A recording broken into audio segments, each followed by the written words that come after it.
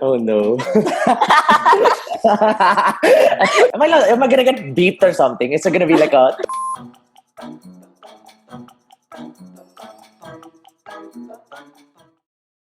Hi, Chewy. Thanks for joining me today. I wanted to talk and to learn, I guess, a bit more about our friendship and hear from you what it's like being best friends with someone from the opposite sex. I guess I just wanted to start off by asking, how did we become friends?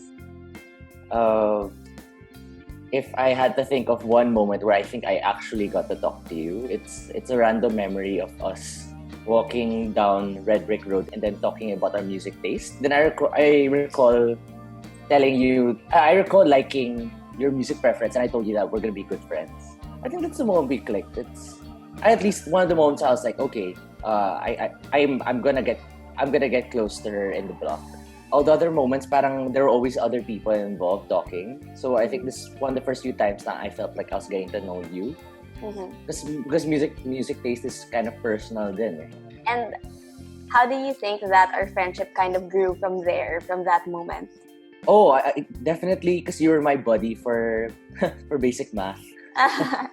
Go basic math. Yung lahat ng struggles natin with, I guess, trying to catch up to our batchmates, trying to understand math as a whole, and then just us having similar schedule.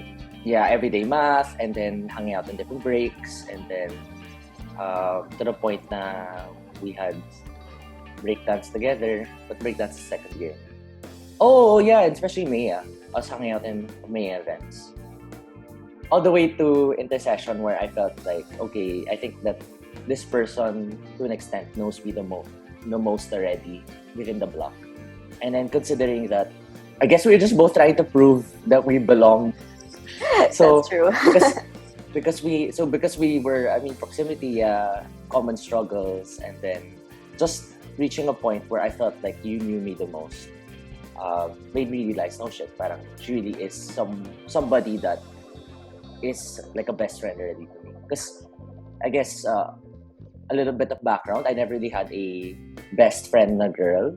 I mean, I came from an all-guy high school, so I did have a best friend a guy, but not a best friend a girl. And in our friendship, would you say that we have boundaries?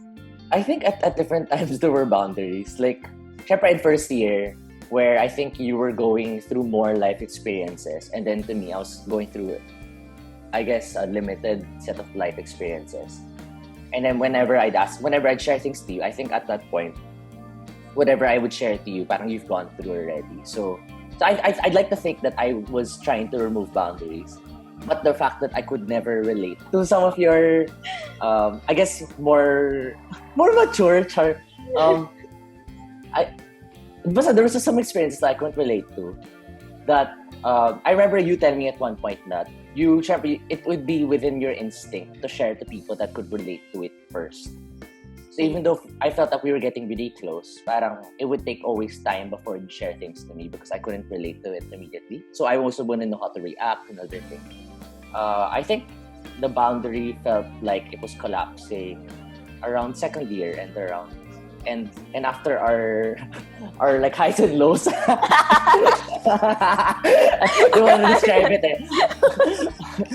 After highs and lows within mid college, that's when I think definitely parang our friendship was tested, and then I think the beauty of our friendship getting tested was I also knew that was also a point of certainty where okay, this person wants to put in the effort to be that level of friend in my life, and I knew I could put a level of trust into that.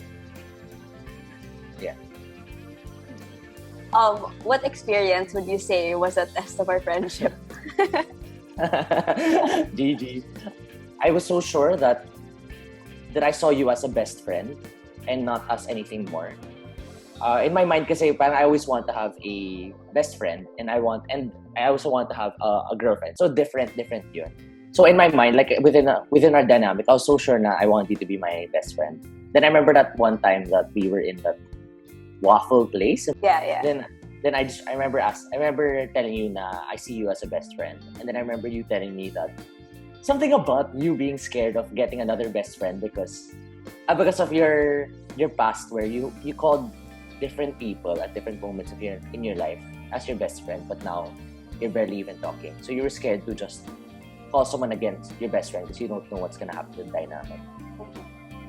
So I remember that being like a hurdle. So in addition to you not, parang you having your own secrets and then me telling you everything. And then here's this me telling you that I treat you as a best friend, but I feel that your treatment of me is like of a good friend. In second semester of second year, yes, when our trio formed, I think I got why I got jealous was yung here's this new guy that I was so certain that, and you guys got close so quickly, and I was so certain na siya talaga yung, all of a sudden you're gonna say na okay, you do have a best friend and it's this guy. And then here's me na parang, oh shit, I guess my insecurities got a lot of control of me. It made me question whether parang is this person putting in the amount of trust and loosening of the boundaries as I am. And then that really just got with my head. You know, since it's always us three, and then I could see how you guys would jive, parang in my head I was just like, oh shucks, what parang ano yung pagkukulang ko as a person. But that was just like insecurities of the past. It was really just that one car ride when I think I got really frustrated. I remember that one car ride is you telling me na I didn't talk to you at all, and I was just straight face. And I was kind of driving a little bit quickly, and so you were scared to say anything. I remember that car ride being like maybe the best summary of what I was feeling. I was just so caught up in my own insecurities. At the same time, I was so sad. It was like a mixture of sad and frustration. Okay, maybe I'll never break down this person's boundaries. Maybe we'll never get closer than we are right now. And that just made me sad. But I remember, I don't know if it was in person or if it was via some message or via some letter, that you, one of those avenues, that you told me that just because I don't see the effort that you're putting doesn't mean it doesn't exist. And that was like a huge slap to reality. Now I was like, oh shit, oh nga, no? Like, just because this person doesn't love or communicate the same way that I do doesn't mean that it doesn't exist. Considering that, I guess second year was more of my extroverted days, so I was very loud and about. And then you naman being an outgoing introvert, parang your ways of communicating that you care to a person were very different. So once that happened, I kind of snapped into reality again. I mean, it wasn't perfect. I still had my insecurities there, but I think that's what stabilized our friendship again. I think growing up, I always kept my emotions to myself, and I kind of grew up with the mindset that feeling emotions isn't a good thing, nor expressing them. So it's just better off to keep it to myself. And then I think what I found special about our friendship was your capability of how you listen. That's when I realized na parang, oh, okay, the people in my life before, then you have to listen naman, but not to this level where I feel like my whole soul is being heard. I think that's something you're good at. So reaching a point where, okay, this person's really listening to me, and then having this person in my head, quote unquote, betray me or leave me in a point where I felt like I didn't want to give you any more trust than where it was. I think that was a little bit conflicting for me, because I was like, okay, you're really the only person that I shared this most to, and no one else. So parang, oh shit, who do I go to now? Who do I tell things to? And I was so conflicted. So which led me to realize, so when you went to JTA, then I had no one else to share to. That kind of made me realize, okay, I didn't really have a lot of friends at that point where I felt comfortable talking about my emotions with to a certain depth. So that's why in that one semester where you were gone, and I became close to people like Alec and Pat, and then that's the time I felt like, okay, wow, I found the same dynamic with these two people. That's the time I think I felt really at home with talking about my emotions and just trying to understand what was happening instead of just purely rejecting them as a whole. So you also shared earlier, or you mentioned earlier, how we went through like low points or like a low point in our friendship. What was that moment, or how did we get things back on track?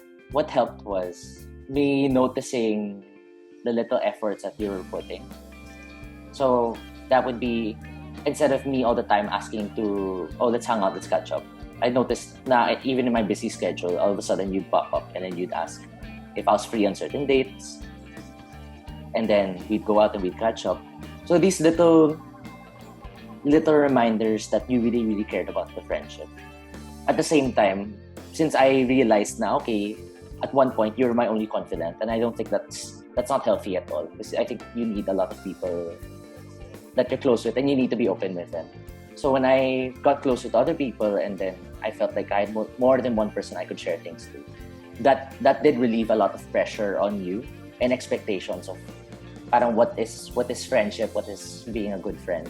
So with all these changes, I think that did lighten the friendship to repair and gave it room to repair itself, and it to eventually grow into to the level of trust where it is at now.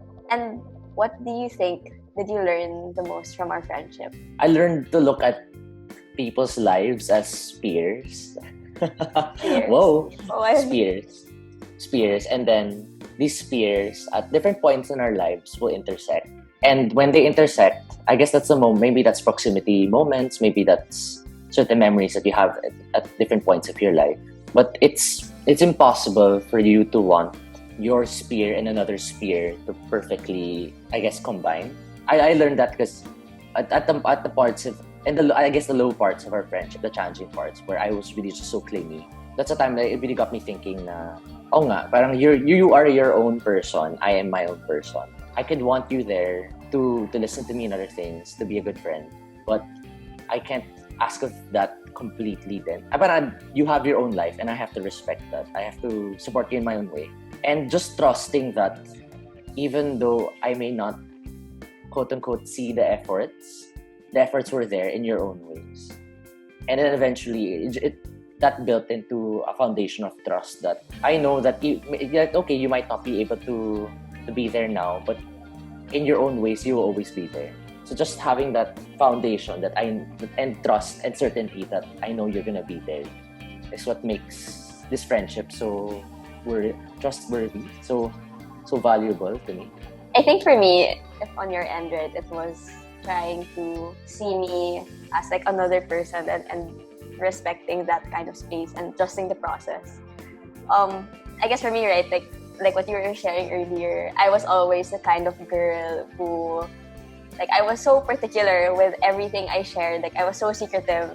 I only wanted to share this to a certain person because only this person I thought would understand this. Or like, I don't wanna, like, I was so, I guess in a way, like, worried also about my image. I didn't wanna put my boundaries down because I didn't want someone to see me, especially someone who I trusted and cared about, to see me in a different way or in a different light. And I think that friendship with you, especially initially with your expectation and with me trying to build like that wall a lot, that taught me to become more open, I guess, in a sense. Try to trust people more. Like, you're worrying about something that you don't even know has happened yet, in a way. Yeah. And you can't build a relationship or make a friendship stronger than it is if you just continue keeping things to yourself. And I think that's something I learned, like the importance of just letting go also and allowing yourself to trust someone even though you don't know what's gonna happen. Oh, and maybe one last thing then. It feels so weird to summarize like it into a few points because it's definitely a multitude of things that I've learned from you, like too much to count. But I think another thing that has to be said is just testing the boundaries of trust and then furthering what I thought I could trust the person with. Like I never thought that I could share the things I do with anybody. So just to have somebody that would tell me it's all right, and when I'd share, why I wouldn't feel judged at all. It's such a safe space for me to grow and to come to accept myself as a person in college. Yeah. Like, I guess in that sense, like, I'm really grateful to also have had our friendship. Like, I can't imagine not having that sort of safe space, especially in college where, you're trying to really discover yourself. And how does it feel like to become really good friends with someone from the opposite sex? I think it was nice because I think I get along easier with girls than guys for the reason that growing up in high school, I was not always the parang sports or like I don't watch mga basketball. I don't follow football. I mean, I play football, but I don't know the people. So I couldn't, and that's kind of like the base level of talking with people in back in my high school. So getting close to you, what was great about it was, I think number one, just the whole exploration of what emotion is, that safety I felt, and a little bit of it was an escape from the quote unquote toxic masculinity of high school. When I got to talk to you, I felt like there were so many things I didn't know. So I guess so many perspectives. Maybe it's also because of the female sex, or maybe it's because of you you and your personality. Parang the depth I got to talk about music, what I was feeling, going through a common struggle with somebody, and hearing about your life, a life that was outside of the sphere that I grew up in, made it so great. I think the guys that I hung out with, we never really talked about what we were feeling. Mm-hmm. But I think talking with you, there was less judgment at the same time. Things flowed easier there. I'd like to think kasi that guys open up easier to girls than to a fellow guy. Because if guys open up to a fellow guy, it's either they're really hella close or I guess they're put in a situation where they're just feeling a lot of emotion and they really need someone to talk to at that very moment. So that's why it so happens that they do open up. But if not, then I don't, parang we weren't really groomed to talk about and process our emotions. Oh, is that the insight that's coming out of here? Yeah, that's really interesting. Like, if in your end it was all about trying to process emotions being from an all-guy school, it was different also in a way. So yeah, similarly, I think what was good for me, or like the best part about it, was like what you mentioned earlier, security or comfortability, but in a different sense. So if yours was through emotions, I think mine was just being comfortable around the opposite sex, like in general. So I also came from a very conservative all-girls high school, and I didn't have a lot of interactions, I think, with guys growing up, especially during those years. Like, we didn't really have things like soirees and all of that. So I usually just hung out with like my fellow classmates like all the time. Yeah. And I think because of that and how conservative we were and how like the culture was kind of different, it was so difficult for me to open up to guys because I always thought, or I always kind of felt that a guy won't really approach you unless there's some sort of intention behind it. That's always like how it kind of felt. Or even if a guy didn't have an intention and you just really genuinely wanted to be friends with another guy in high school, people would just like tend to put so much like rumors or issues into it because it was high school and all of that. And because of that, like I couldn't be comfortable around any guy because it was either that person had something in mind or everyone else was making an issue out of it.